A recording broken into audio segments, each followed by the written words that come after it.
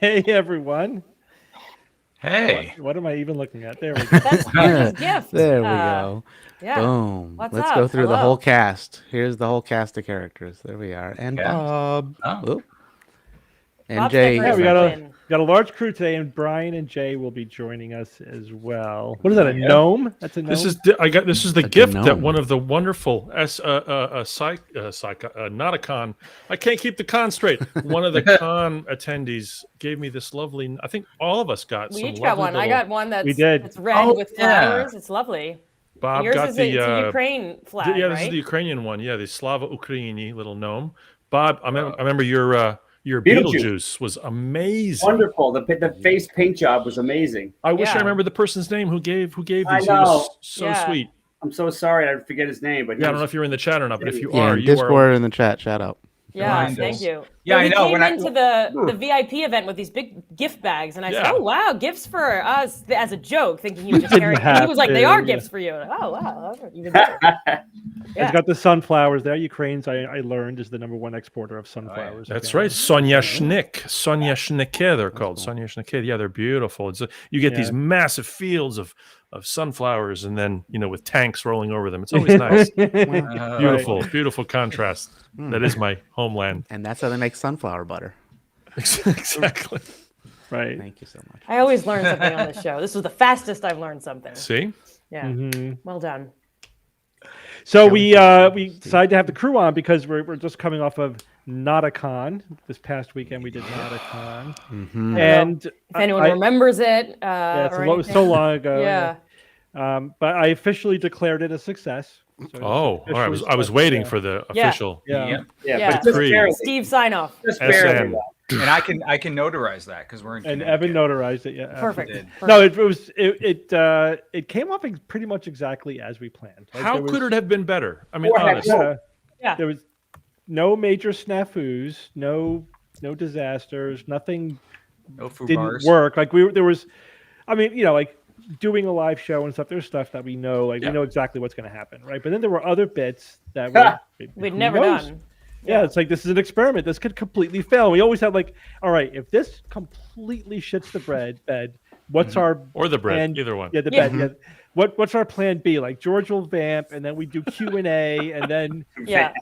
we get the big hook out. We say, all right, this is fair. Oh, I love the big Yeah. hook. The 10. But we never had to do that. Everything was great. No. Nope. And I think, George's screen name today, did we say screen name or is that a 90s AOL instant messenger? Yeah, who term? knows But anymore. George's name Handle. says it all. I was most convinced that SGQ would result in the hotel on fire because of me. So I said that in a backwards way. I was going to burn the place down. I was sure. We had I zero thought you meant that fatalities. like as an expression. I'm going to burn it down. Like, no, literally, I Right. was trying to fry tofu in under half an hour. But not just zero problems. Like what the three of you cooked was delicious.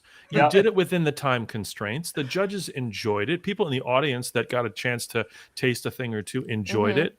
It was like it couldn't have gone better. It was so much fun. It was so much fun. I would say next time, if we do more cooking, is we should do one of those like restaurant wars where we make enough for everyone in the audience to have some, because a lot of people were like, I really wanted to try it. And I was like, I wanted to try. I never tried my own sandwich. Yeah.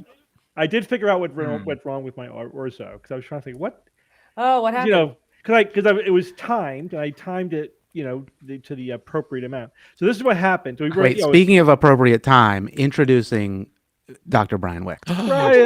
Doctor. Yo, how's it going, folks? Good to see Who's you. having a big day? Yes, Doctor? We were just doing a big day. recap of Nauticon and SGQ. Oh, But great. Yeah. what you released a new album today. Yeah. Yes, today is album release day. This is my first solo album. Wow. Congratulations. Yeah, thanks. Where can we go? It's, Where can we go to get Yeah, how that do we album? buy it? Yeah, Wow, put a link right. in the Look- thing. Sing us a song. Put Right a off link the in the bat. deal there. Yeah, tell us a joke. Yeah. You can go look up Trey Magnifique on everywhere. Spotify, Bandcamp, all the places. Trey So, Magnifique is I awesome. saw him play live Right. last week. saw Oh my him. Trey god! Trey So had a excited. very special Yeah. East Coast It's- appearance. It was very, very Yeah, exciting. That was indeed. awesome. And I don't want to hijack this conversation, but it's the kind of thing like you work on these things for years, and then it's finally like, there it is. There, look at this.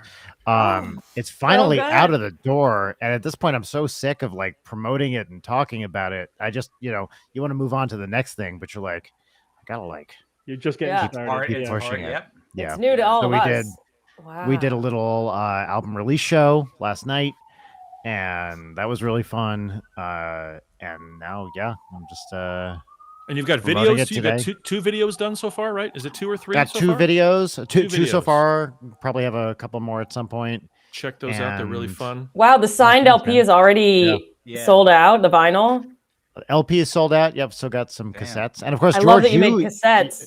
So George and I did a bunch of shows together last year about this time of year, where the smooth jazz thing was a part of it, and George did a set, and it was we were basically on tour together for a couple weeks, something like that. Yeah, a couple weeks. That was Yeah, we really saw great. one Yeah. show. It was great. And the kids loved it. Yeah. That's what I couldn't, these Yeah. kids today. But it's like this weird. Brian, yeah, there it is. There it is. Just, Yeah. Oh yeah. Brian has found the wonderful outfit. intersection between ironic enjoyment and actual enjoyment, Yeah. which is a very delicate. It's a very delicate equation. Yes. And it's that thing of initially, I think there is an ironic enjoyment, and then people start realizing, oh, this is catchy, fun, groovy stuff. The irony gives you permission to really enjoy. Yes. The campy whatever. It's awesome, but you don't have to be embarrassed because it's all ironic. Yeah, You're I- actually really enjoying it. Yeah. I was telling someone, I've said this many times, so I apologize if I'm repeating myself. My favorite genre of music now is this bad? Yes. Like, Brian, I was thinking about Like- that all day today. It's so I was there when you said it at Nauticon, and it's Yeah. so I almost texted you just to be like, I love that you described it that way. It's such a perfect description. It's so funny. Am I think allowed to enjoy this? Yeah, is yeah, this and to bad? dial it in a little more, I think my honestly, my legitimate favorite stuff right now is stuff that is well made, but possibly in poor taste. Yeah. Mhm. Like, Right. Ah. I think you brought it up in the context of while we were striking the set maybe on Saturday. yeah, maybe.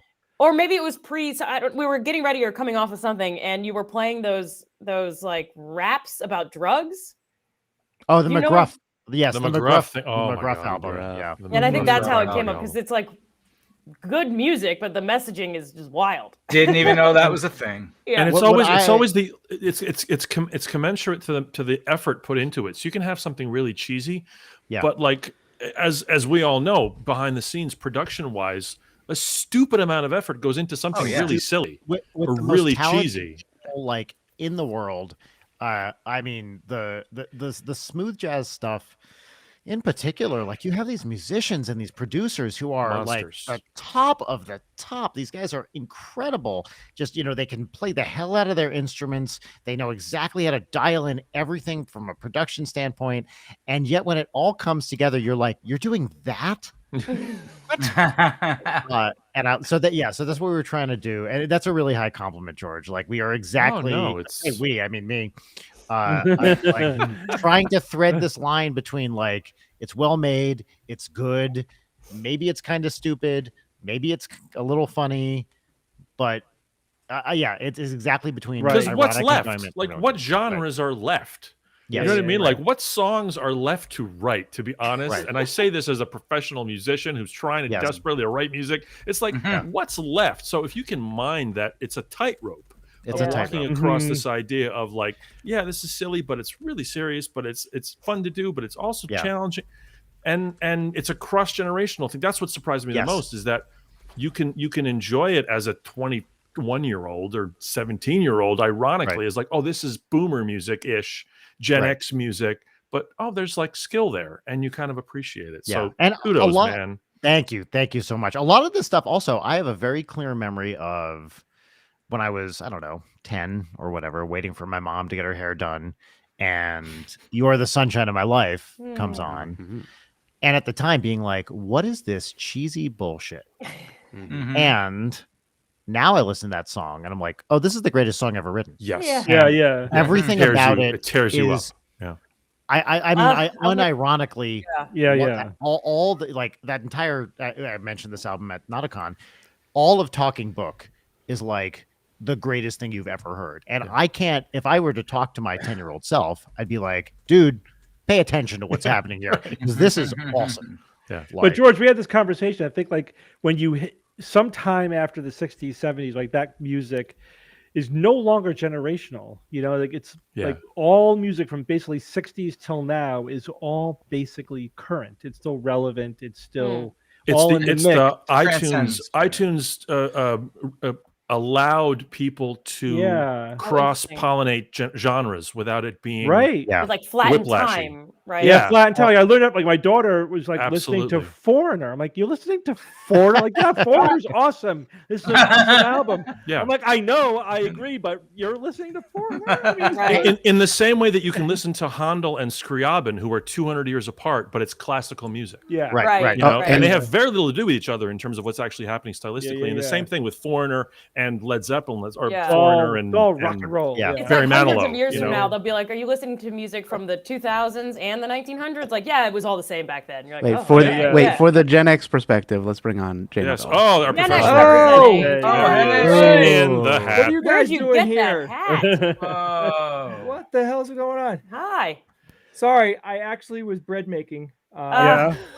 You're forgiven. Typical. Well, now, Like money or actual Yeah, like that's what loaves? I'm saying. Like, Loaves of shitting bread, the yeah. rain, okay. He works hard for the money, so hard for it. Honey. well, There's other- another song. Yeah. another thing I wanted to say is that because everything is so endlessly available now, that you can just like, when we were kids, if you wanted to hear something, you had to go buy it or wait for it to be on the radio. And now you can get anything that's ever been recorded essentially in the history of humanity. Yeah. Instantly. As Without you were any promised effort. 30 years ago. And not just that, like any commercial you have heard about, or any movie trailer, or any anything. piece of anything, and it really both Anything. like devalues it and values it at the same time because the audience is so much further expanded. Right. I mean, like there were bands and albums that you had that you didn't even know who was on it. Yeah. Like there was no wiki to go and check out and see like, oh, who's playing guitar? Who produced this? And now like that, so the fans are different because they're not as invested because it's not like when you would find out something about Talking Heads, like you would find that magazine in that weird shop at the mall in the back with the blacklight posters. I know that. that I know weird that ass- shop. weird. Yeah. You got, so you I was get that there. one little magazine that's called like, Europe Sound. And you'd like see that David Byrne was interviewed in the back of that thing, and you would buy it and you would read and you would digest it. You like owned it. Whereas now it's like, who's on this wiki? Oh, okay. Right. Oh, There's- cool. That's interesting. Do you guys ever So- listen? I think it's called Hit Parade. It's a Slate podcast. and I forget the name of the host, but they were just talking about the CBGB scene in the 70s, that Blondie, Television, Talking Heads, all these acts, came out of, starting in roughly 74.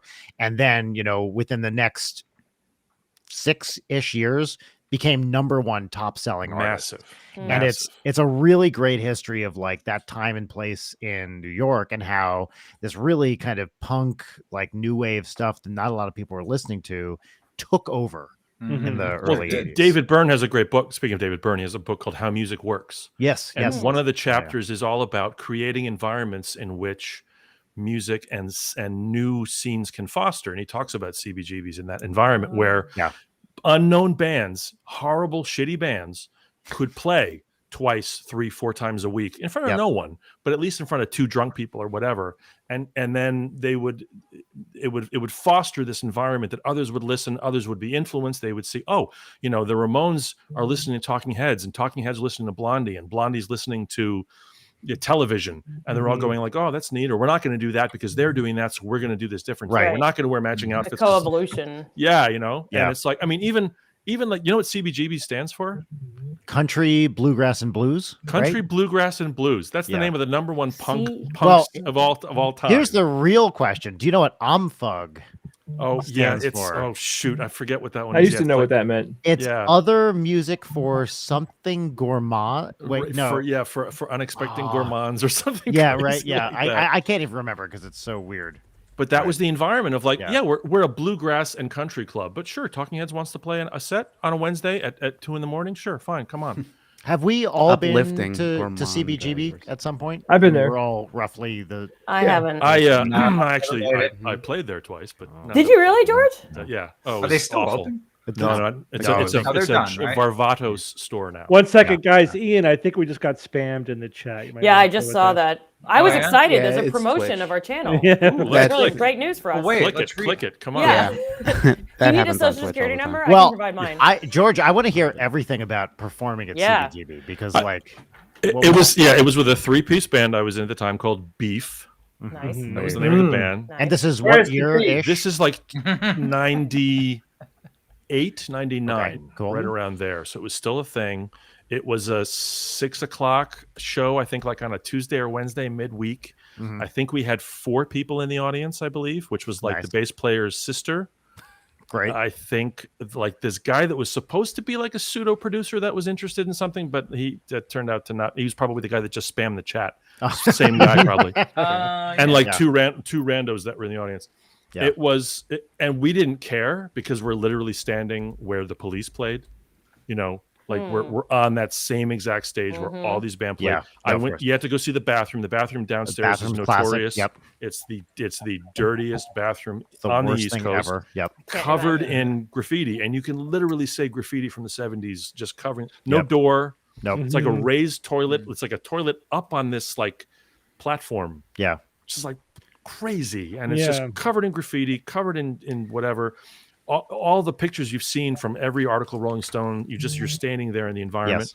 We were so stupidly and loud. You're like, Debbie Harry was like right there. Debbie Harry like, stood, like the guys in Television were like right here arguing. That fight that happened when Lou Reed, punched David Bowie, that was right here. It's Mecca. It's like a real Mecca for musicians. And we played really, really loud, really, really fast for like an hour. And then we drove home, and we didn't care. It was just awesome. It was so fun. Cool. Here's my big question about all these venues: is describe the green room. Like, is there anything, or is it just a curtain, it's kind of like a from what I remember, it was like a delineated area, not really a room. Yeah, like the Nauticon green room, sort of, but then just full of where crap. the stuff was. There's like where the stuff was. Yeah, so there's like cardboard boxes of gear that was sent in 1981. And they just never threw the boxes out, and like guitar cases leaning, and then just like bad mic cables and lots of broken mic stands, just like which they will never fix. They think someday we're going to fix this, and you will. Musicians out there, listen. My best advice: you will never fix that mic stand. You will never fix it. Throw it out. Yeah, throw it away. The artist I had one of those. My memory of CBGBs was, with no disrespect, but it was a complete shithole. Yeah, Totally. that's 100%. what its whole deal was. That's Yeah. what its whole deal. Yeah, was. I went once, but it gave me the heebie-jeebies. Hey. Somebody had to say it. All right, I'm kicking you. Bye bye. Yeah, Ian, step in Bye, here. everyone. Ian's the security. Now you know how Security. I feel. The whole ironic enjoyment thing reminds me, like, one of the best things about having young kids, and I miss that now that my kids are college plus, is you get to watch all the children's content with Oh, yes. them Mhm. and enjoy it. And it's okay because you're a parent there with the kid, watching SpongeBob. I love SpongeBob. Oh, that's made for I've adults. never Come seen on, SpongeBob. I that's need don't to not get to really good. watch it Okay. anymore, but when you're watching it with It's the good. kid, it's all good. It's great. Yeah. Like, And then what you Jason, catch, watch what the they don't Halloween catch. episode. Yeah, exactly. The Halloween there's episode? All right. there's another layer there that you're picking up. The yeah. layers is really that's what's like Yeah. a well-written kids show has these layers that they realize the adults are going to hate it after a while. I think yeah. Bluey apparently is like that, which is this Australian. Everyone love says it's Bluey. amazing. Bluey is Yeah. the best show. You should just Right? watch it. Ian, tell yeah. us. I've What's heard it- it's is that a really kid good. My show? daughter loves it. That's a kid show. Yeah, it's because it's Australian, so it also has Australian. Australian slang too, and it's like That's fun. hilarious. But they definitely like kind of break the fourth wall a little bit. Like I read some the article parents. that was a father saying Bluey makes me feel bad because I'm not as good of a oh father. yeah, as this, he's the like- best father. He's Yeah, like I number think- one. But it's To get everybody relatable. else look bad. Yeah. We need That's more funny. deadbeat fathers on television, please. I wanted to ask you guys a Nauticon question. Did anybody Right. get sick?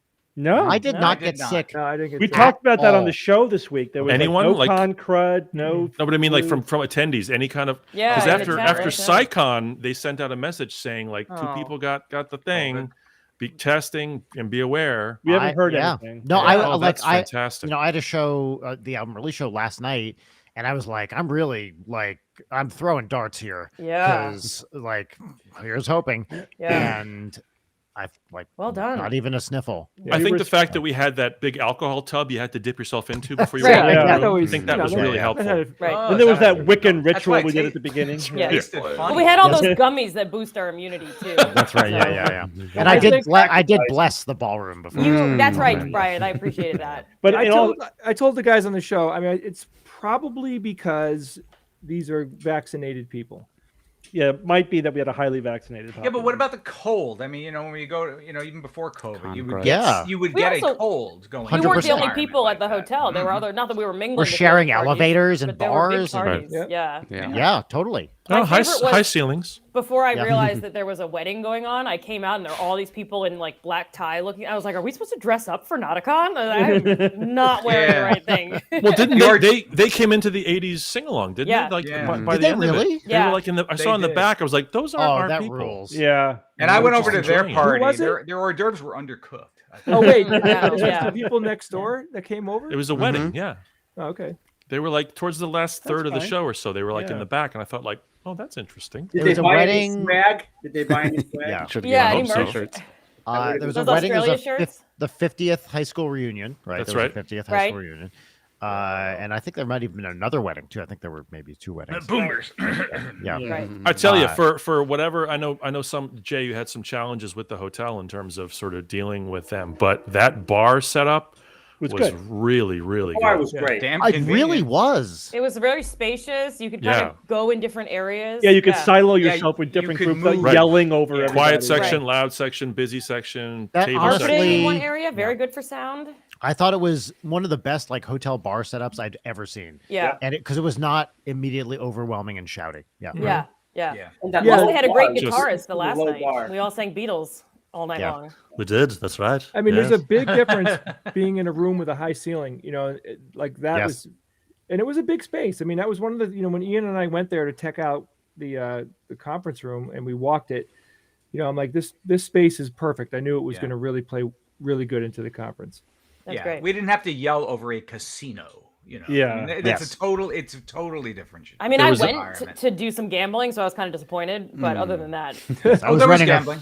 I was Yeah. running a It was in the- it 3-card was in the Nazi back. game. Yeah. outside, yeah. There was a funny thing that happened in the bar. I think it was the second night. I was hanging out. It's probably like Did a midnight funny or thing something. happen when you walked into the Yeah. bar? hey yo, And I'm talking to these two guys, and I had just been up in upstate New York 2 weekends previous at this Zuki Fest, which was a music festival with my Ukrainian friends and blah blah blah. And these two guys were from a town close to that where that was, and they apparently had worked at that resort, like they had done like yard work or whatever. They had done pickup stuff. And so the one guy asks me, he says, "So do you know Roman?" And I go, I know like 30 Romans. And he said, like, but do you like Roman Hrab? And I said, I know 4 Roman Hrabs. Well, that narrowed it down. But like a little bit older, but he's like an artist and he works at Bart. I'm like, yeah, that's my cousin. Turns out this guy who was attending, and I forget, Mike was his name. He jogs with my cousin's wife every Thursday. They have a running club. Wow. He's heard me on the SGU for like the last 10 years. He never connected the fact that Jenny Hrab is married to Roman Hrab, who is George Hrab's cousin. That is so many not Hrabs that common a last name. There's so many Hrabs, George. So many Hrabs, like everywhere, you know. You can't swing a dead cat. And we looked at each other. I looked at him incredulously, like, you didn't make that connection before. Like this Ukrainian guy on the show talking, you know, like he knows. Well, also, That's it's not so like funny. it's a common surname. Right. Right. That's what I mean. Like, it was like, I mean, he was the sweetest guy. And so we took a selfie right away. He sent it to Jenny. Yeah. And Jenny wrote back. She's like, what? I'm like, yeah. There's so cool. nothing better than getting the selfie where you're like, wait, you guys? Oh You my know God. each other? Yeah. Best feeling in the world when two cool friends who you didn't expect to hang out are hanging out. Yeah, love I that. received It's one of always those great. about 2 weeks ago. My stage manager at my circus shows in Shanghai from 10 years ago sent me a selfie with my current contortion teacher, and I think they were both in London. And I had they have no reason to. I don't know how. I still don't know. No one responded, but they just out of the blue sent a picture of the two of them together, and I just like started weeping. It was so awesome. It's just like very, very different worlds. I was at a party once and someone was talking about, you know, YouTube and stuff and all the YouTube creators. And this was a friend of a friend. And he said, there's this one guy. He's got like makeup on his face. It's like Captain something illusion, Captain whatever. And I go, Captain Disillusion. He's like, yeah, you ever see that guy? I said, sure. I go, hold on. I called Alan. And I'm like, here he is. I gave him the phone. I'm like, there's a fan here. He was like, hi, he's talking to him. It's the coolest. So like, great. one cool That's celebrity amazing. thing you possibly Got him on do. speed dial. When you Yeah. get on So speed great. dial, that's it. Yeah, I said, I'm actually That's in 2 of those awesome. episodes. He's like, what? Yeah.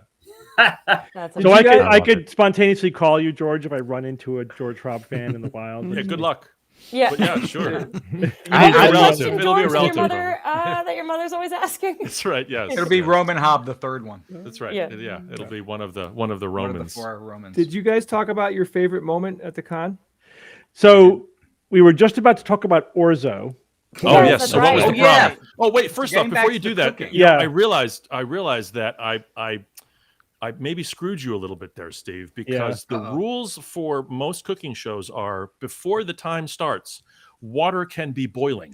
And I should have done That would have made a huge I difference. know. I feel so bad. I Rematch. feel All right. so bad. So I All right. apologize. No, because that was it. Because all right, so the thing Got is, the I knew I scorecards had here. the one most limiting factor for me was the time to boil the Yeah, water. it should be because it's a tool basically. So it's Yeah. like it can be boiling at the Okay, start. good to So know. next So- time we're gonna have that. So I used what I thought was like the bare minimum amount of water that I would have needed. So I usually use a ton of water and it takes a long time to boil. So I had no idea how long it was going to take on these plates that we were using. Mhm. And so for that reason, the orzo wasn't overcooked. What happened was that you know how you cook pasta in water, the starch from the pasta gets in the water, right? It's Yes. pasta water.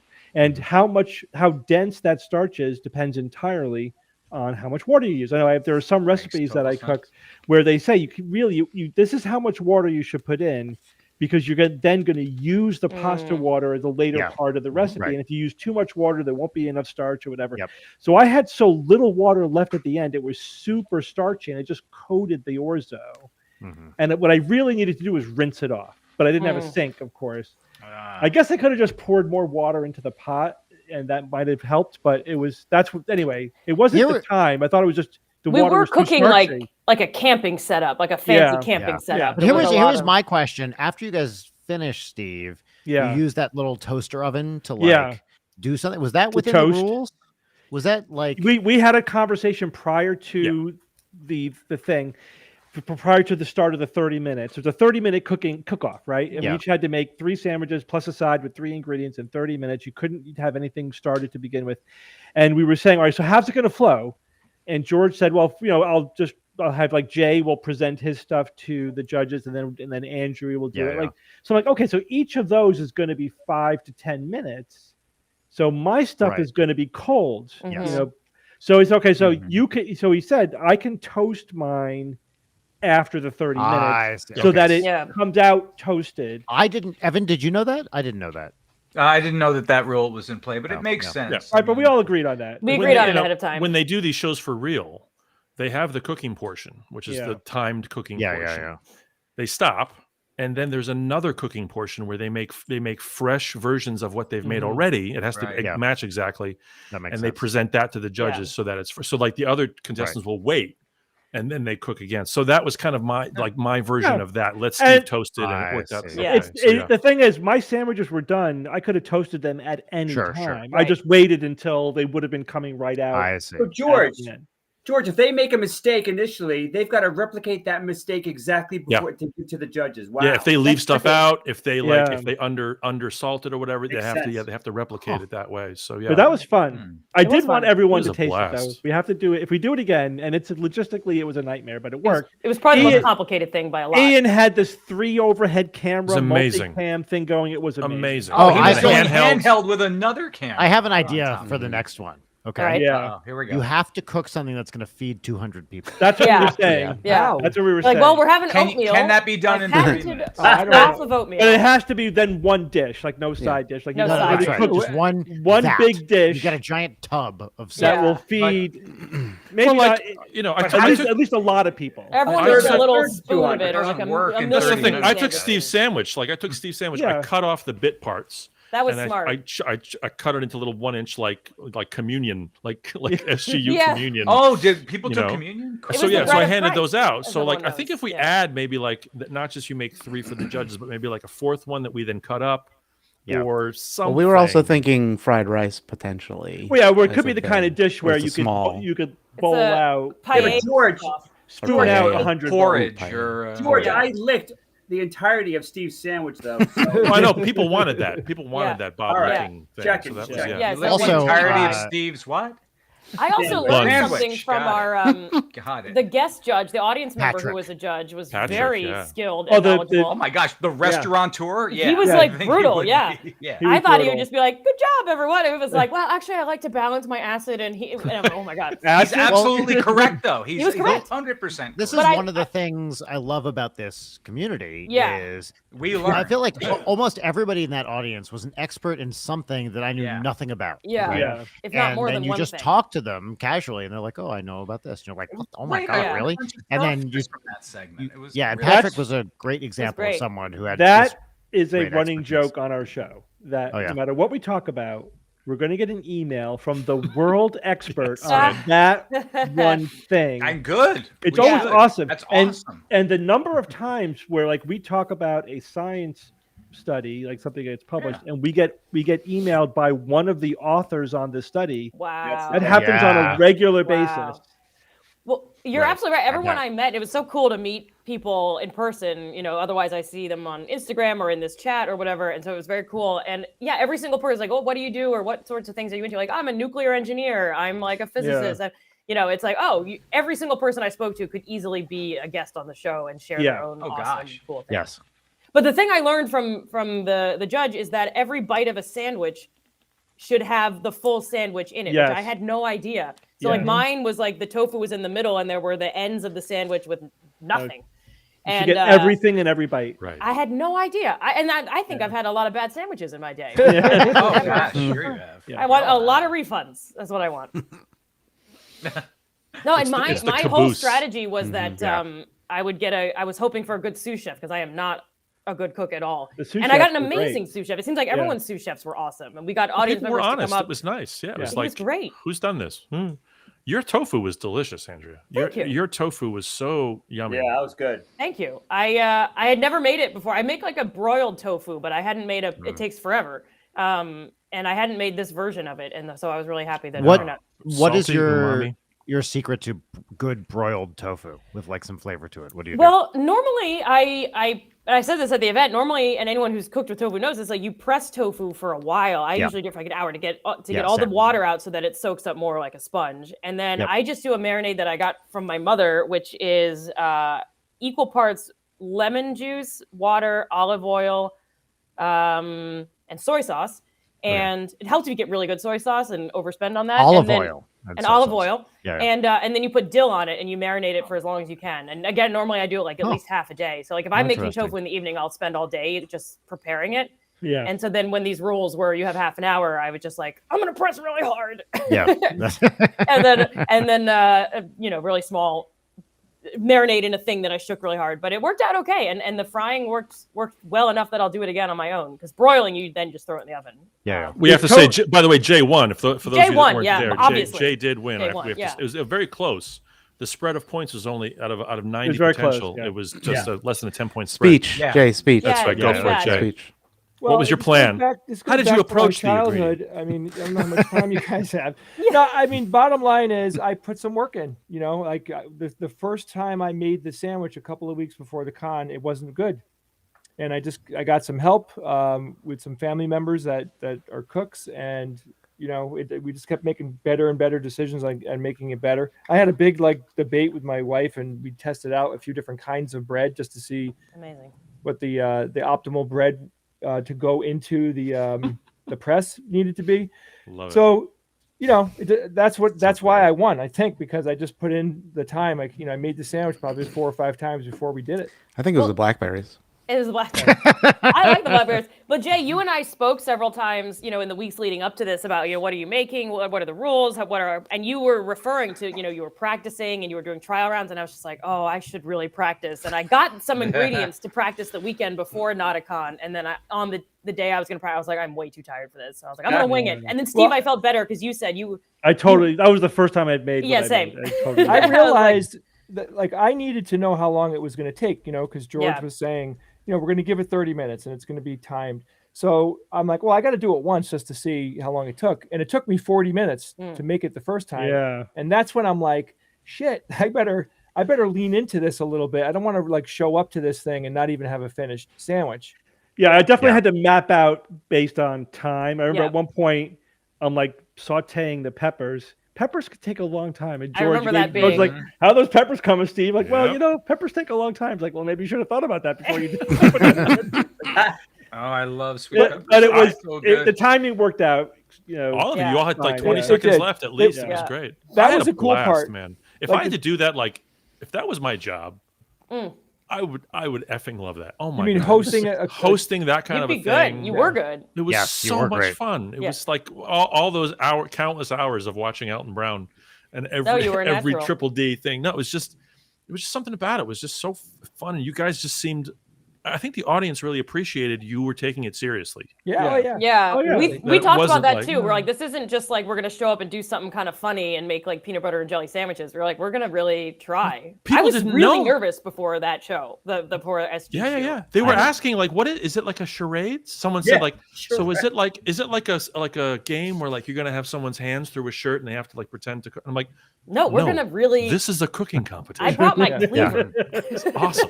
You did. Yeah. You brought the hardware. Oh my God. Stunningly was not stopped anywhere on the MTA with a massive knife in my bag. What does that tell you? The cooking show, though, is the perfect microcosm for this conference, right? Mm-hmm. So in pre-production, when we were having our meetings, and we had a lot of meetings, you know, there was a lot to talk about. We had to come up with a ton of things and make a ton of decisions.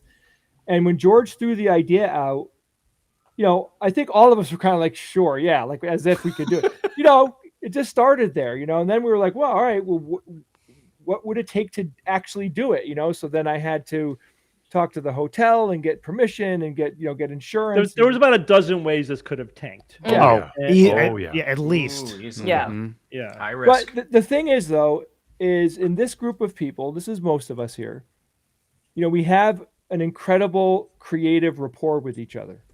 So nobody's afraid to say to somebody else, I don't like that idea, or what about this way, or whatever. We could just throw ideas around, and we kept one-upping our ideas and getting things more refined. And then when we got to the conference, you know, to me, the cooking thing was very much like a representation of just how cool this conference was, because we're not talking about science, we're not talking about critical thinking. We're doing stuff that's fun, provocative, that we've never done before, and a little dangerous, right? A little dangerous. Like when Andrea was teaching people how to contort themselves, I'm like, there were people lying down on the floor in the audience trying to do what you were showing the people how to do on stage. Yeah. And I took a picture because I'm like, this is the strangest thing I've ever seen at a Now conference. you're in my getting to life. SGU University. That was Explain it. Yeah, explain what was going on there. That was a good, fun segment. That was a I fun think segment people too. really like that. So segment as SGU well. University. So what we did was each one of us picked one thing that we were going to show/teach the audience. So we all came, and the cool thing is we came up with such a variety pack of different things that really there was no overlap at all. Mhm.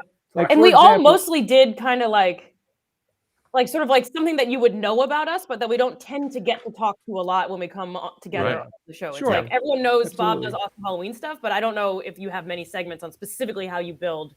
No, And I talk about circus, but I don't get to do it. We know George is a musician. He's not drumming on the show. That kind of thing. Thankfully. I think the most surprisingly awesome segment for SG University was Thank you, Steve. was Evan's Oh, Yeah. how to make a board game 100%. one. So No, it was fun. good. It was so much. It was fun. I actually didn't. I don't know if I remember if I heard what you were doing. So you actually fooled me with the tax one. You had Oh the God, that was Yeah. great. head fake. I'm like, is Evan going to tell us how to Well, fill out our taxes? The I other don't thing- remember. I don't remember. I could use Steve, it. Steve, I had the same reaction. I couldn't remember what he was going to do, and he started with the text thing. And two thoughts. One is I was like, oh, maybe this is where this is going. Uh-oh. The other thing that I was thinking, and I know I said this to someone, is one of the real joys of this was watching people in different environments just crush it. Yeah. And Evan, you got out there and you started giving that talk, Straight and I was face. like, this guy is a fucking natural with this. Yeah.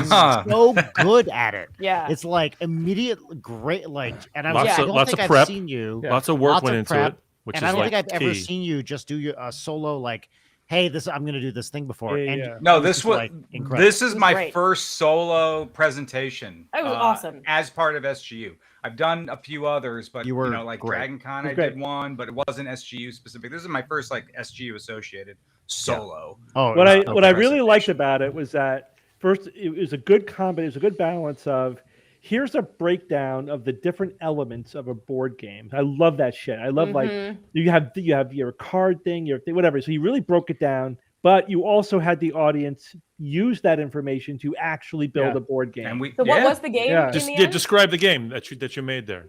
So you remember? the game. Oh, yeah. The game was ultimately titled, and part of the fun is they got to name the game. I find that as exciting as any other part of game design. The game is called Dr. Doctor, and it's basically a card game called a deck builder, in which your cards, you build a certain hand of cards in your deck that you need to achieve your victory. And your victory was going to be that you're a sick patient. You need to get the proper specialist to treat you in your condition to be the first one to do that, to be victorious. And that's basically what the game kind of broke down to. We had to do it in less than 15 minutes. So It's amazing. Yeah. the But here's hardest the thing. Yeah. Evan and I are going to make the game. Yes. Are you really? We're wow. already talking with two actual game designers that Evan knows. Oh, that's I've already awesome. said it. Like this is the idea was so good it writes itself. And that there should be a Doctor tournament at the next Yeah. Nauticon. Maybe if we could get it done by then. And then Yeah. all the We can. people in the audience can sue you for proprietary rights because you stole the idea. Right. Right. Yeah, great. Also, there Yeah, needs to be stole- add-ons that you can buy. So, like an American health Totally. insurance Expansion add-on. kit. Oh, Where we you got can, like, yes. The game Yes, becomes that's like great. 10 times as long. The And Canadian you end up version. in Evan, debt. is there ever a time in the game where you have to raise your hands up and go, I'm sterile, like Oh, that? I like that.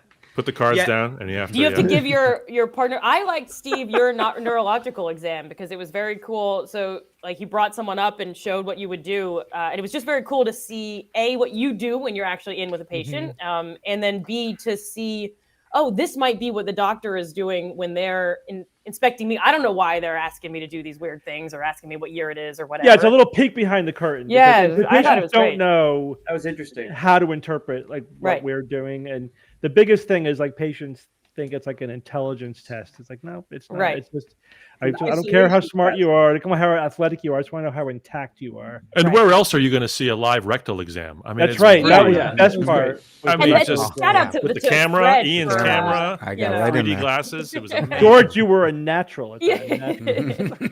I don't know how Ian got the camera in there. To be honest, I didn't realize he had that. I'll never tell. Yeah. No, George's segment was awesome because he's basically taught an audience member Oh. how to play the drums. Yeah. And that was So also much high fun. risk, high reward. Because Very high risk. as you know, George, you get somebody who doesn't have a certain critical threshold of rhythm, and it's if you'd gotten me, hopeless. it would have been a nightmare. Yeah, I don't know, but that's the beauty of like when you break it down. It takes a really, really, really terrible person to not be able to do that basic sort of thing. Which is As I said. No, you'd be right there. She was great. It was, She was like great. it was so. And she actually she inherited. She told me later she inherited drums from an uncle or something. So she wanted to be taking drum lessons. wow. That's She'd awesome. never held drumsticks. Really? before. Yeah. Oh, that's cool. And she was like, you know, what I loved about, again, I taught her the first 8 bars of Back in Black. So good. What was great was to see the counting. There's this cognitive thing that happens that if you're trying to play and you don't count out loud, it's way harder. As soon as you start, and you feel awkward because you go 1 and 2 and you feel like an idiot because you're doing it. But as soon as she started doing that, it all just like all the cogs just lined up. And as an educator / lecture person trying to teach something, to see that happen in real time, it was like, it's great. Oh, well, she just nailed it. George, I think it's a testament to how good of a teacher you are. And I've never seen you work in a teaching capacity. And I don't work with music teachers, but I learned a lot as a teacher myself, where you were encouraging and you were patient, but you were also like, let's try that again. Like, it was just like very quick. Yeah. Totally. And she was very excited to do it, and you didn't make mistakes seem like a bad thing. It was. 100%. You dive in. I mean, again, kudos to her. She's in front of 200 people. You know, playing drums for the very first time. Yeah, and not a performer either. No, right. No, George, during your teaching, I sensed a tweak in the midst of it, as if you made an adjustment because you recognized something that you were able to kind of see that if she wasn't initially getting something, you'd kind of tweaked how you were approaching it and then got it. So that's to me that's what it seemed like. Well, I had levels ready. I had levels ready to go. So if someone caught on very quick, you would go to the level 2, which would then be like to teach that to do breaks where the where that happens in the riff, you do a stop. If they get that part, then you go to the 3rd level where you teach them badu badu badu, this delayed triplet thing. So like if someone had like a musician or something had gone up in there who never played drums, I was ready to kind of tier it. So I just stayed very basic, and I realized, okay, we're going to be this is level 1 for 15 minutes, and we're totally cool. And then she did it, and it was just cool idea. Someone filmed it too, like Steve. I forget his last name. Steve filmed it, which is really fun. So there's like a couple seconds of us playing Back in Black. Oh, it was it's so just cool. great. And to go from just nothing to like having that like full performance at the end. Oh my God. She's counting. She's like 1 and 2, and she's like focused, and she's like really working. It's like I love that. I love her timing was good. She was actually she was a 100%. metronome. counting. But I think it really was, to go back to, I think Jay's point is that none of us knew what this event would be like and how anything would go. And it was a really fun challenge. And it was so fun to get to talk with all of you and brainstorm and sort of come, what if we did this? What if we did that? And then we also didn't know what the audience would be in the mood for, or like what they would, and everyone, I was so excited to be a part of it. Brian, you put together this amazing puzzle that it seemed like so many people were participating in. Can we talk about the puzzle? Can we talk about the puzzle was awesome? Just got better and better. the conference-wide puzzle? The unexpected benefit of this puzzle that none of us planned for. At least I don't think it was planned for. This idea that people that are uncomfortable in crowds, people that are awkward socially, had this. It was like sharing a cigarette. It was like this opportunity to go. We should have brought more cigarettes. That's what we should have. Right. What do you have? So these conversations. One person said, "I was terrified coming to this." Jay, you told me about this person. Yeah. You should tell the story, Jay. Yeah. The person that was like terrified. Yeah, so we had a conversation and we were talking about anxiety and stuff, and he had told me at one point, you know, because you mentioned on the SGU that you had this thing happen to you and everything, you know, basically I gave him a nudge, you know, like he listened to what I had to say, and I was telling people on the show, please, you know, take your mental health seriously and don't be embarrassed about it. Just go get the help that you need. So he comes to the conference and he was kind of out of his comfort zone, and Flying for the first time in forever? No, that was a different person. That was a different guy. Okay. But still, so many people, you know, I met a lot of people who never come to any sort of conference thing, and this was awesome. Yeah. So he told me that he was worried because he's not good at socializing, and he didn't know like how he was going to, you know, kind of break the ice with people or whatever. Then he was intimidated by all that. And he goes, so I go in there and get the puzzle, and and there was like 6 people sitting down in the lobby of the hotel working on the puzzle. So he goes in, sits down. Next thing you know, he's hanging out with these people. They're having an awesome time. He's learning people's names. He's got, when he told me that, I'm like, so much. I didn't- love it. I didn't, but I don't think Good any of stuff. us, correct me if I'm wrong, Brian, but I don't think any of us thought that the scope of the puzzle was going to go into something so important like that. Yeah, that was side effect. Yeah. When I do want to every shout penny. out Greg Pliska from Exaltation of Larks, who I wrote the puzzles with. Greg is a truly accomplished, actually a really great musician too, a really talented composer. I think he do the CBS Evening News theme, something like that. Wow. He did the Favorite music news theme. for Warhorse. Like a really accomplished musician. And just a What's it masterful puzzle writer. So he and I wrote them together, and we've done a bunch of stuff kind of in the same vein before. But neither of us expected that to be, we thought it would just be like this fun add-on to the con, like, hey, it'll give people something to do, and people who want to do it can pick it up, people who don't can leave it. And Brian, you released like different clues throughout the event too. So it was sort of really woven into the whole thing. Yeah, so we wanted to do it so that there were kind of two parallel things going on. One was a main pack, which could be done at any time. People get it when they come in. They do all 5 puzzles, and it tells them to do something, which they don't know what it means until the end. But it says in the intro sheet, like, you're not going to know what this means until Saturday night. And then parallel to that were these puzzles that we were weaving in throughout the con that were not crucial to finishing the thing, but were an added layer of fun that so cool. would give another piece of information if everybody solved them. Say what the end point was. I mean, say like what the like so 20 people achieved, 20 out of 200 achieved the end point. So we had like 10% get to the final thing. So if you solve the 5 puzzles, and by the way, I should say these are available at nauticoncon.com/puzzles. Ian, is that right? Yes, /puzzles. Yeah, I'll put it up. That's a URL. Is you what can that Check is. it out. Right. It's amazing. You can It's just see them. amazing. They're just up there for free. Anyone can see them. Don't listen right now if you're going to get the puzzles. No.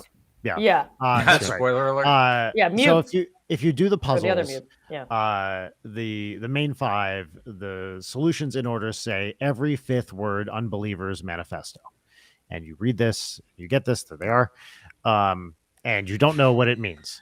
And then during the sing along, George and I performed the song Manifesto by the Unbelievers, Our favorite from New Jersey. Yes, our favorite. New Jersey favorite. Yes. Is that the one you played multiple times? Yes. Because you're like, we're gonna do that one again, and everyone was like, "What? Totally Why?" different. By the way, Right, 2 different. I was actually about to text you, George.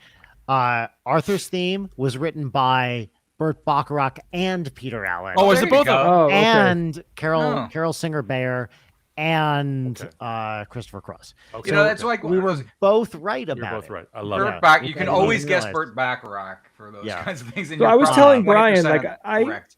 Brian had me be the final gate, right? So people had to Right. come to me to basically finalize the fact that they had completed the puzzle. You had to wink at Jay. Yeah. Yeah, So you the took every final- 5th. We put the lyrics up, and you took This every fake 5th song. word. Yep, fake song. We played Every- twice, different each time. We What's made a it up fake each song? time. I didn't even know that. I thought Yeah, we was made it up. It fake was song.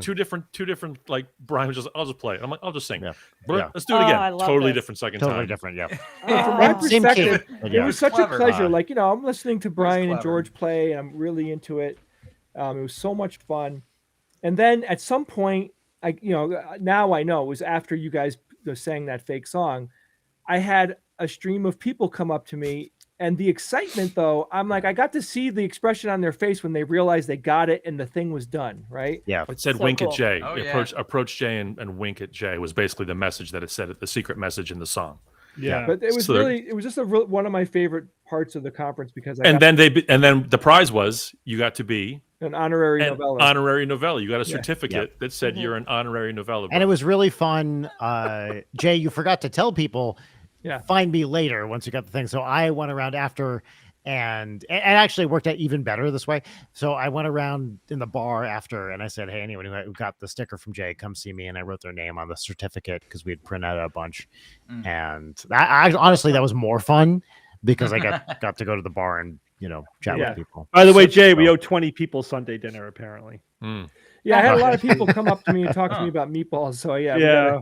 Did you? But in Latin, it said, "Just don't expect meatballs." Yeah. Just don't That's expect meatballs. Wow, They still want the that's meatballs, everything. though. Sorry, The best. No, the best. I think I mentioned this in an email that we had, but the best description of this that someone posted in a Facebook chat was that this was an SGU cruise without the stupid boat. It was so Without good. the boat. So good.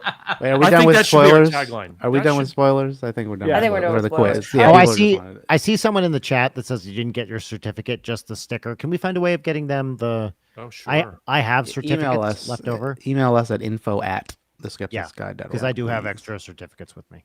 Well, so I had many moments during the conference that I absolutely loved because there were so many unexpected things, even from where we were, right? Because we didn't know how things were going to play out and how things were going to completely manifest because it's just part of doing a live performance. You just don't know.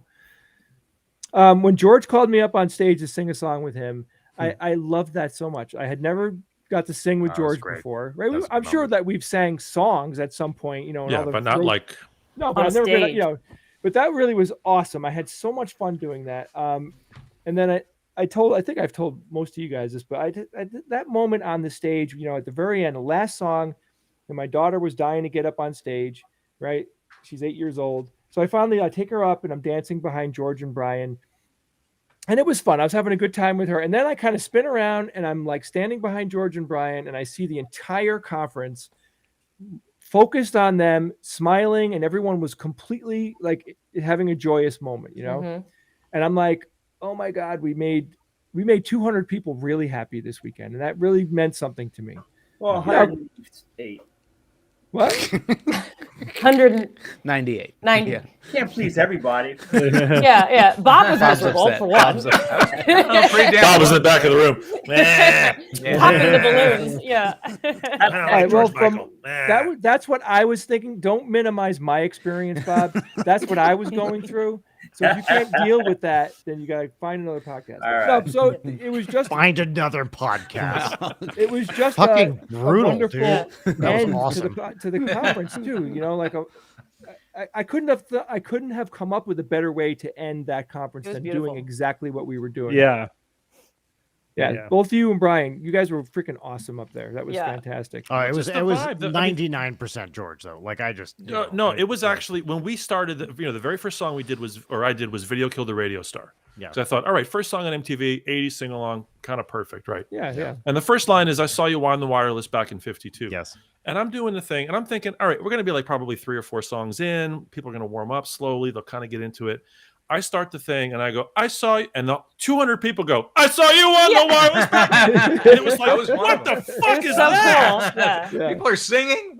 And Yeah. it never stopped. Yeah. And like as a performer, as someone who's done sing-alongs, which are like pulling teeth through Yeah. your nose sometimes, Yeah. it was amazing. And that was because this crowd just So fun. adores you guys and was having such a good time. And they felt free to do that. Right. Yeah.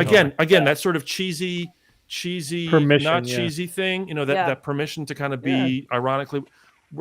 Did anyone say get dressed up? Was that a suggestion, or did people just get I dressed did. up? People I just teased it on the You podcast. teased it? I think Jay I- did, But people yeah. went all out. But They I were did. amazing. I thought people would wear like Like a neon headband, right? something, whatever. But Leg warmers. as people were piling into the room, I mean, it was like there was costumes that were like legit. Yeah. Mhm. Like when Oh, in yeah. the Barbie movie when they arrive in LA and they're dressed out in their Barbie gear and it's like wow, there were two There's people that. that were like that beat that were Yeah. even that Yeah. were even more neon. People with like glowing glasses Yep. you Yeah. could see around the Yeah, audience. wigs, So fun. tie dye. Yeah, it was great. awesome. I can, It was I really can great. see the costumes becoming a thing, yeah. 80s costumes at the or at just Nauticon. whatever costume, whatever. Whatever Oh, the just theme whatever, is. yeah. Whatever the theme is, yeah. Well, I was Everything- thinking about that. George, is it a 90s sing along next time? Like Well, what I was, happened? you know what I was thinking for the next one. Should I give it away, or should we hold it? I Yeah, was go- thinking a Beatles sing along, Yes. Whoa. Yeah, that's great. Yep. and we all I get love dressed it. up as That's all I've hostess ever wanted and- in life. I'll peep I will that. die. after Or we Yes. could do Beatles or Beatles Stones. that. Oh, Beatles Right. Stones. We could do Yeah. Beatles solo. We could do Beatles Beatles solo. We could do 60s. We could do I mean to Yeah. me, and then like we do now and then because it's a year later from Yeah. the release Oh, of it. yeah. So like Yeah. and bowler hats and tea and Yeah. I used to Walrus do costumes. Walrus costumes, yeah. a dance trapeze act to Paint It Black by the Stones. Mm. So if we get anything that allows us to rig, which we won't, so I can promise it, it's never going to happen. We had The a cooking insurance at a show. hotel to rig an aerial thing is infinity dollars. Duran Duran just released an album, like a Halloween album. It's called The Dance Macabre, and they do a cover of Paint It Black. Ooh, wow. It's cool. really cool. Interesting. They do a cover of Psycho Killer as well, and do a cover of Super Freak. Oh, Wow, that's Super that's Freak. good. Super Holy Freak. shit. Did you see? Is it really fun? Is Simon Le Bon still with them?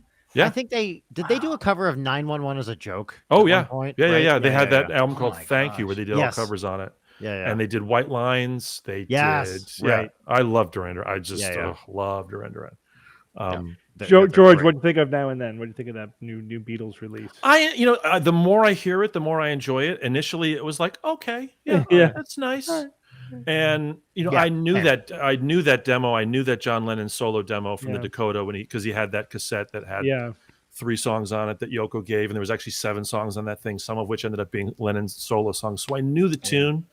So it wasn't a surprise of like, oh, that melody. I always thought it was nice. I was like initially, oh, another mid-tempo thing, like, okay, fine. But the more I hear it and the more I realize what Paul did, like Paul changed the bridge and the solo section. He changed it a little bit. And for what it is, the fact that all 4 of them are legitimately on it.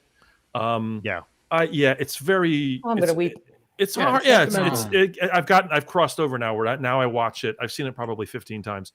And I do get emotional, and it's kind of to hear Lennon's vocal extracted from that tape, which literally had a television in the background, and an untuned shitty piano, and it was just a single track.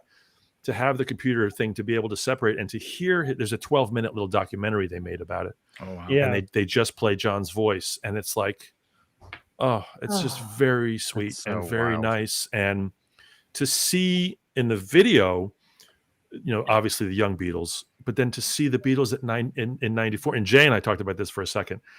The Beatles in 1994 are basically our age. They're in their 50s there, which kind of freaks me out a little bit, but is also kind of awesome. Wow. And here it is now 30 plus years or 25 years later. Now Paul is 80, Ringo's 82. And it's like... Yeah, George, the 90s were 10 years ago. You're completely wrong. I know, right? Isn't that fun? Sorry. So I like it, and I think the production's great. The fact that Giles Martin did the string arrangement, because then that connects George Martin to it. Yeah, it's like, you know what? I just unapologetically think it's very, very nice. Well, very nice. Even if I didn't like the song, and I had the same experience, George. After listening to it 5 or 6 times, I'm picking up things about it that make it better to me, which is basically the way that all good songs operate in my head anyway. But the fact that they pulled it off, and to me, that's a miracle. That is just a technological juggernaut. What happened with that song? Because well, to be honest, what they did in '94, because that was pre-digital mapping. So they're literally it's they were doing it to match that cassette, which was just a regular cassette. They had to physically manipulate that track and kind of start and stop it to make the time legit for the band. Yeah, like what they achieved in '94 was amazing, because now you can stretch things, you can remove stuff, not to limit or take away from what they've done. But I was shocked in '94 how great it sounded, because considering the technology, hearing what that cassette was, where it's it's just John with and again, literally the TV is on in the background. Yeah, it's amazing. It's so heartening to see good things coming from tech. Obviously, lots of good things come from technology, but we hear about the horror stories so much more often. And it also relates this idea of like, and as podcasters, we talk about this sometimes, where it's like content. You don't have to have a $900 microphone. Right. You can have a $900 microphone and say something that's boring and unimportant that no one gives a shit about. And you can have wax paper and a comb and say something that's very interesting. Yeah. That's so what I did wrong. I shouldn't have gotten this mic. I should have gotten a comb, and then people would listen. If you think about the idea, like John or Yoko turned on some shitty tape recorder from the 70s, right? To think that, imagine telling him, "Hey, man, yeah, this will be number one. This will be number one in 2023. Yeah, this will a be year the that doesn't number even one sound song. real. Yeah, it's just remarkable. The fact that 2 Beatles are still alive. and that they did it. Yeah, so I love that. I love the legacy of the Beatles, and you know what I love about the Beatles? I love that none of them had a major like, oh, they're bad people situation in their lives, right? Good point. You know, John had some a little weirdness iffy going stuff, on, yeah. some iffy stuff, and he kind of was out of it for a while. But I think Yeah, where he no landed, once he had Sean, Yeah. and where he landed was kind of a really good place. I think Yeah. the closest thing Ringo had is the I'm not answering any more fan mail videos. Peace and love. Peace and love. letters. It'll be tossed. It'll be tossed. Don't write me anymore. I'm not responding Into the rubbish. can you blame the guy? I mean, Yeah, I holy No, shit. I can't Yeah. believe he 40 was still years. answering fan mail like Yeah. up to 10 years ago. It's Dear crazy. Marge, thank you for the fab painting. Yeah, that was one of the early Simpsons episodes. Yeah, did you guys know? You must know this, but it's such an unbelievable thing. Like when the Beatles were in their heyday, they had a fan club that was literally like orchestrating the response of fan mail, Yeah. and they were sending shit to fans like locks of hair and stuff like that. Oh, I would die if someone. Could you if a Beatle imagine? Sent me a Could you lock of please hair. give me Paul's lock of hair and like someone in their fan club who was like, you know, in the upper echelon that was actually working behind the scenes with the Beatles, like made it happen. Not strictly authenticate that. relevant. Did you see that they identified the guy on the cover of Zeppelin 4? No. So No. apparently Who is it? no one knew who this dude Yeah. was. There's a huge mystery. And then someone was was at Ringo. someone was at like an auction and they saw a print of this and they knew the photographer was listed and it's some guy who lived in England in the 19th century and the photograph had been colored. This was a story I read yesterday. Wow. So look up, you know, like cover of Zeppelin 4 identified, and it's I going to be thought part that was of a some painting. exhibit. I didn't even know it was real. No, it's a real photograph. Yeah. I didn't know if it. Like, I didn't realize yeah. it wasn't known. So, but I the didn't know that crazy was a part thing. is it's an old picture that someone had colorized, Right. and that's I guess when Zeppelin saw it and used it for that. But no one knew what the source of no one knows why it was colorized. Still, I think. But Wow. it was just this random picture that I guess, you know, Robert Plant or whatever liked at the time. And no one knew who this dude was, but it's some kind of random guy who lived. Here comes the estate of the family. I was gonna say, That's did right. you know? Yeah. $20 There it billion. is. Wow. Yeah, there it is. Yeah. So called, this we "Oh, know my this guy's back." name now. It's called. Oh, my back. Is it Roman How Crop? do you know is he's that Roman Crop? Yeah, isn't that cool? Exactly. That's very cool. That's That is really Just cool. so this interesting. week they found out that guy's name. Oh Wow. my god. So he must have relatives that are like alive, probably. Like, wouldn't that And be owed cool? money. It's like, Presumably, yeah. I Holy couldn't. crap, that's my I couldn't create great-grandfather. offspring. I was bending Yeah. over with branches Yeah. on my back too right. much.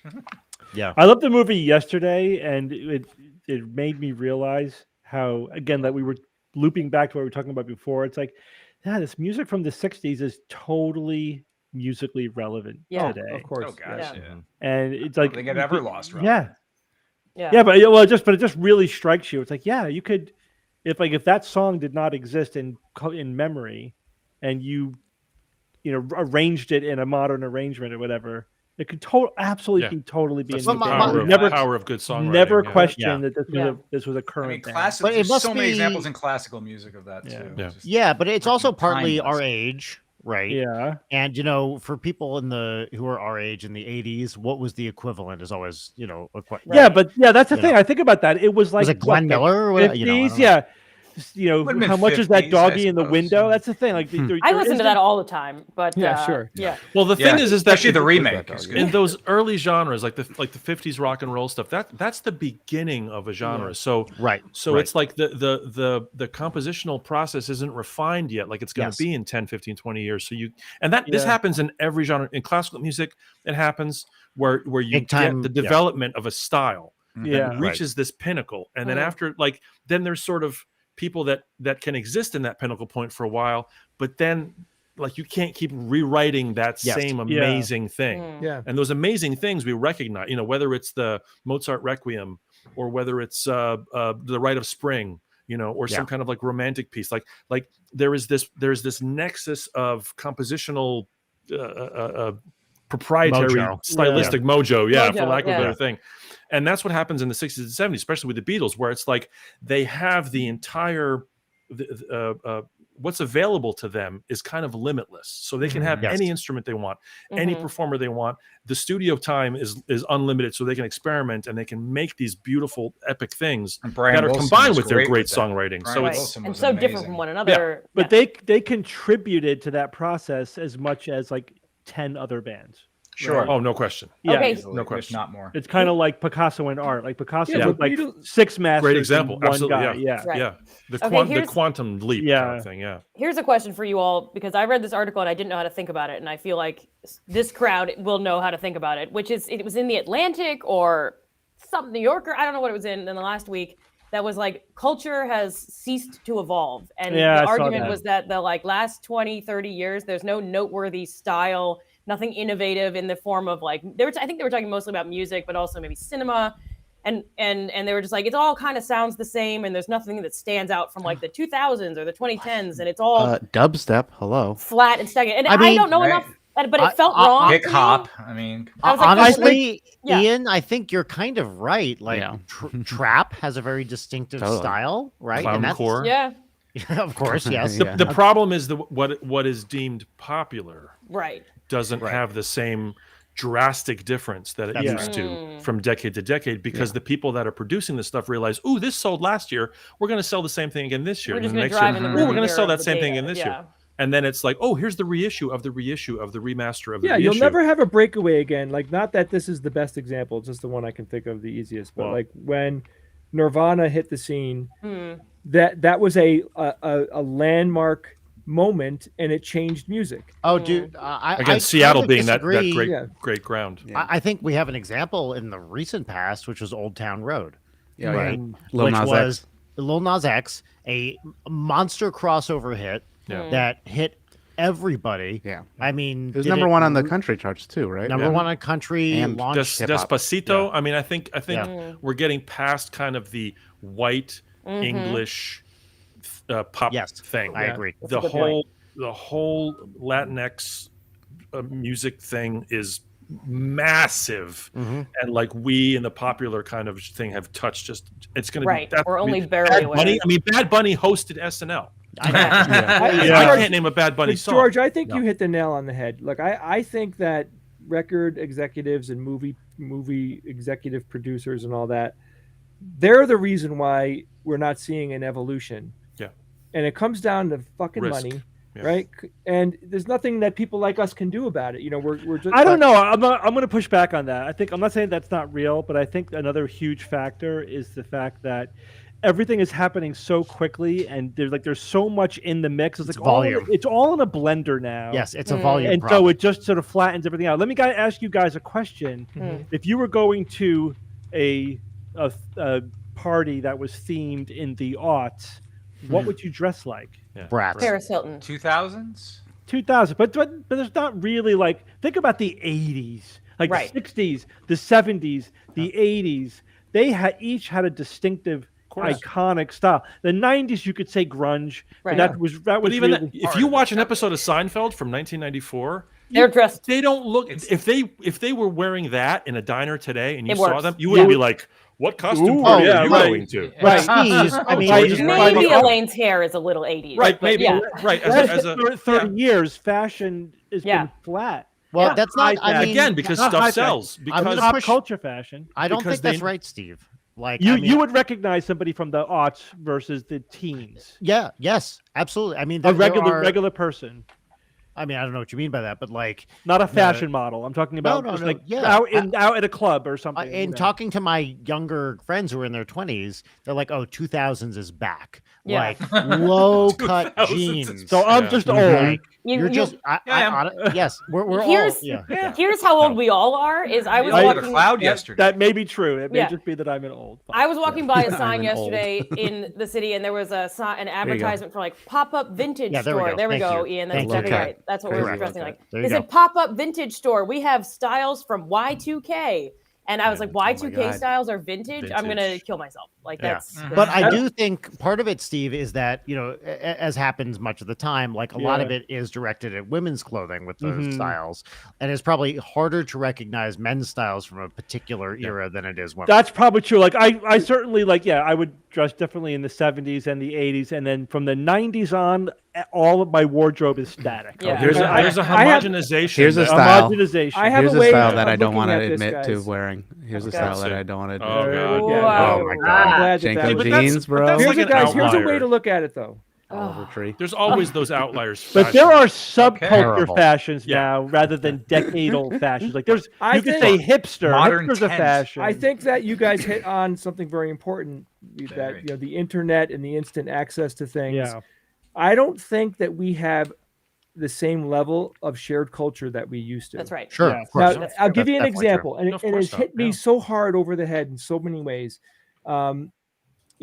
Watching videos from when I was a kid, the 80s, say, is a good time frame. It was late 70s, 80s. Every TV show that we watched in our house, every single person you knew was watching it. Yeah. Mhm. There was such a shared culture that doesn't happen anymore because Brian said it. There's too much culture. Yeah. There's Yeah. too much. We can't Yeah. share it anymore. We don't. The commonality isn't there as much as it used Very to be. few And things the break through. Like, selection was you need like a lower, Game too. of Thrones phenomenon. And to even break that through. wasn't as hugely watched as some of the older I didn't shows, watch even it. though it was massive and I watched it and everyone I knew was watching it, except But for Evan, so Community- we're not friends anymore. But nothing to talk about. But it's community not at is the same different. level. I mean, the sense of community is different.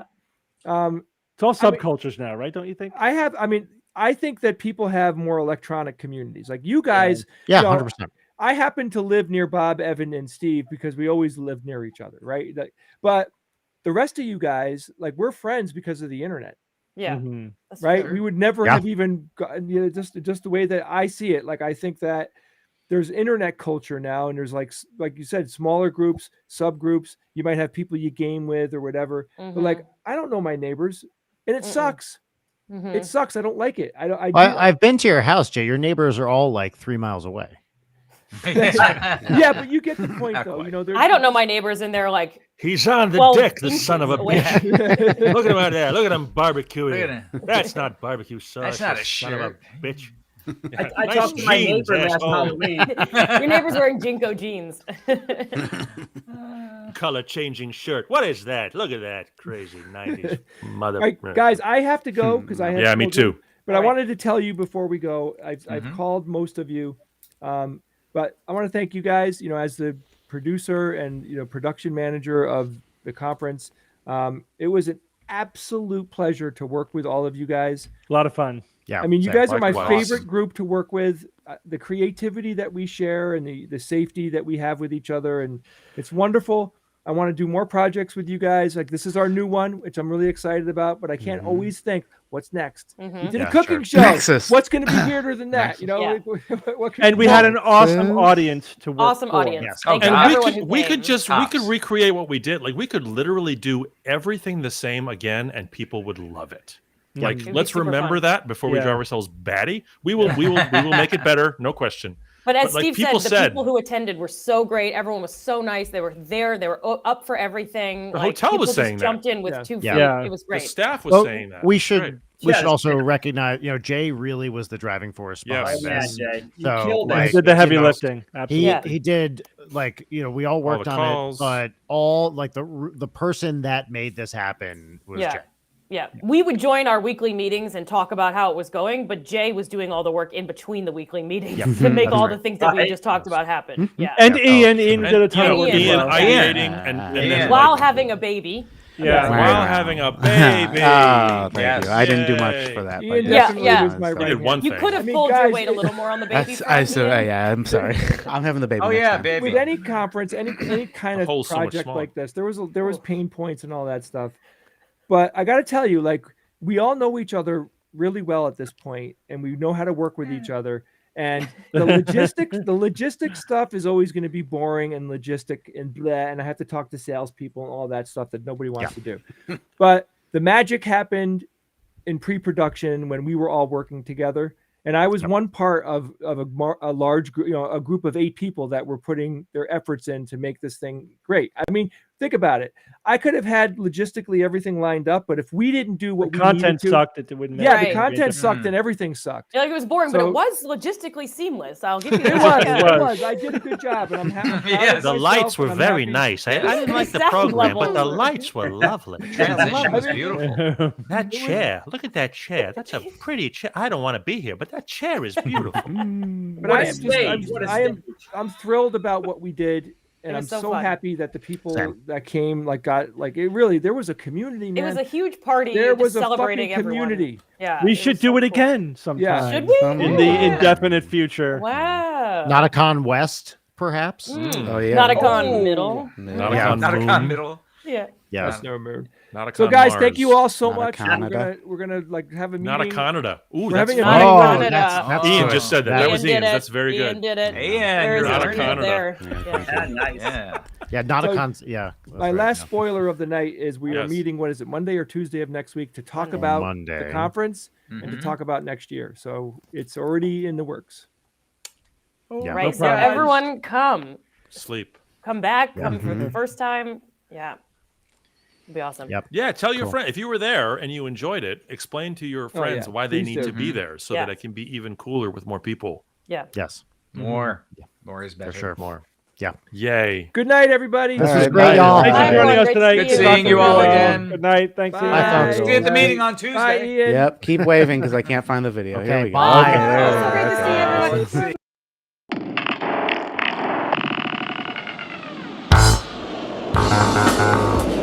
Skeptic's Guide to the Universe is produced by SGU Productions, dedicated to promoting science and critical thinking. For more information, visit us at theskepticsguide.org. Send your questions to info@theskepticsguide.org. And if you would like to support the show and all the work that we do, go to patreon.com/skepticsguide and consider becoming a patron and becoming part of the SGU community. Our listeners and supporters are what make SGU possible.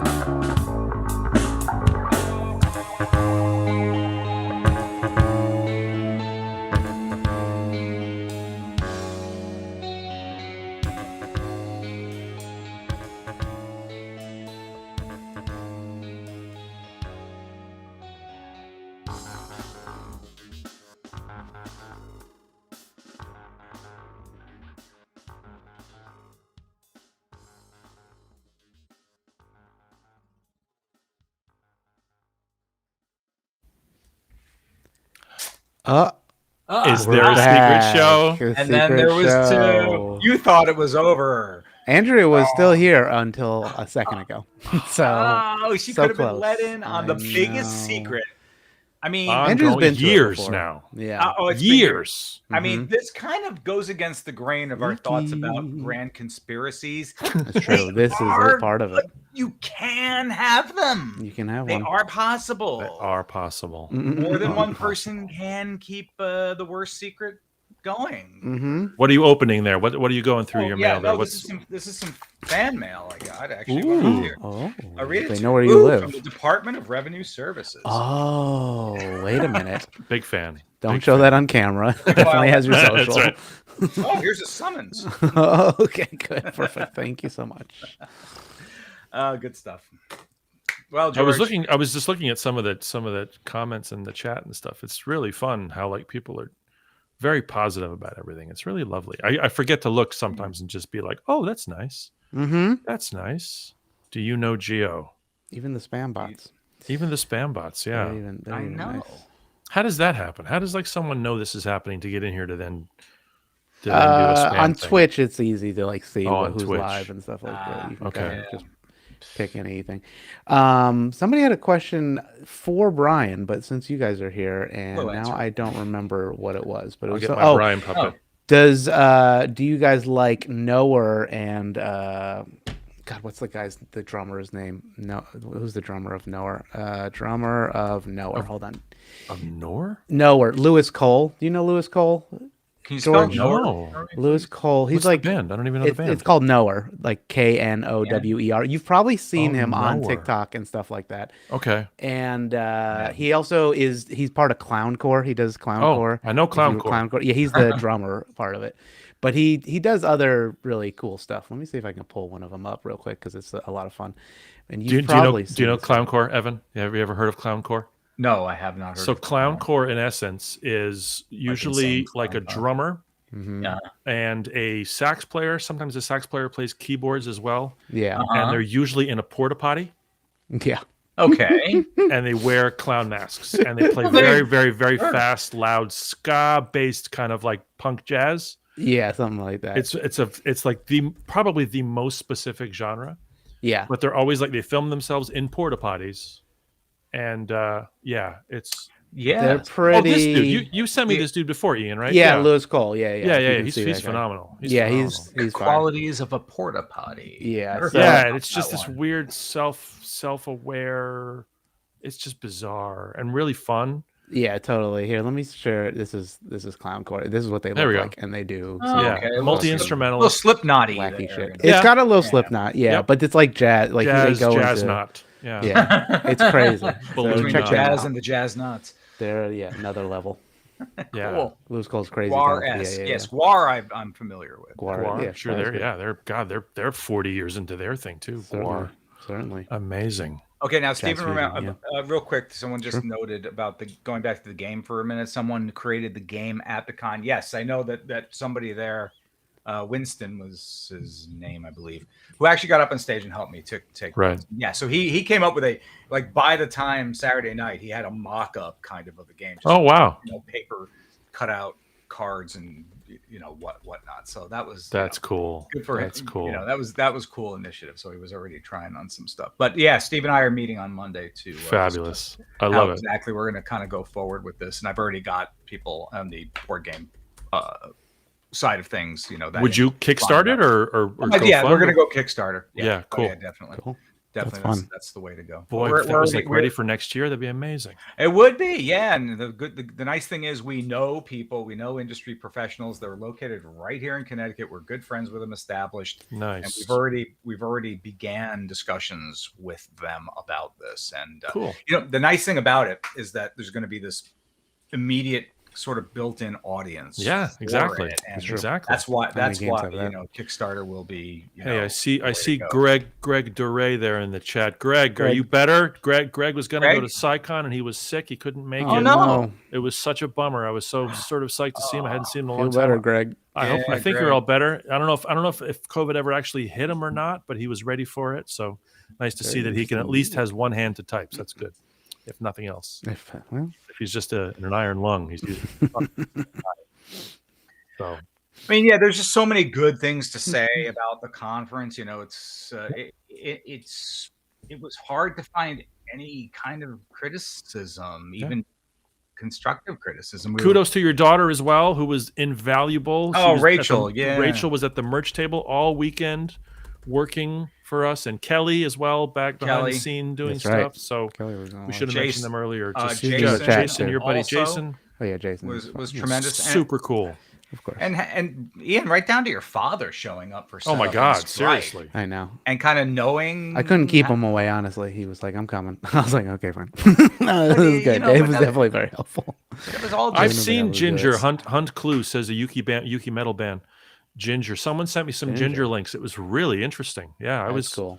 Oh yeah, Ginger. I've seen Rachel and I've seen Ginger. Yeah, they're four Ukes. Times, I think. Oh really? Like live? Oh yeah. Oh yeah. sweet. We've met. Maybe it was you sent me them. links then. I think you sent me links. Oh, I believe so. Been. That's right. It Yeah, very cool. They're excellent. In fact, of the metalcore that we go to, I like when groups stand out to me. Yeah. I'm not invested kind of in the genre at all. Yeah. So it's all new to me, but some of it to me, one band does sound the same as the other. Yeah. But there are some groups that absolutely stand out and sound like nobody else. Ginger is one of those. Oh, cool.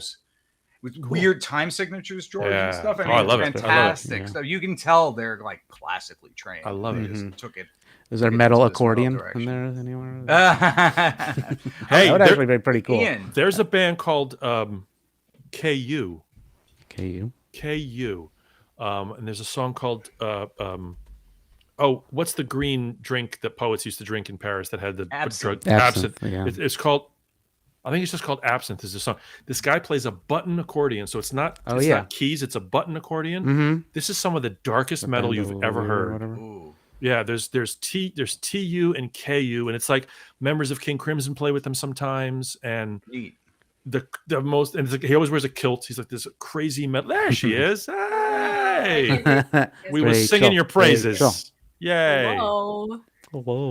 Yeah, we're just singing your praises for manning our merch thing all weekend diligently. Oh my gosh, I was so happy to help. It was hundreds so much fun. Isn't it fun to handle money? Oh my god! Yeah, like, it is actually. It's so like when it's not yours and you're not spending, it's like, oh, this is great. It's why like when we do the auctions, I love to do auctions because I get to go like so much fun. $700, $800, $900. I'm using these like, and it's not my money, so it's so much fun. So I don't give a shit. It's great. It's great. It is great, but it absolutely it takes so many people to put these events on. For sure. And people who are just behind the scenes. Rachel and I, when we go to the concerts and everything, we see it all the time. We take time out to speak to the technicians and the people who are running the merch and just the people who unload and reload the van and stuff.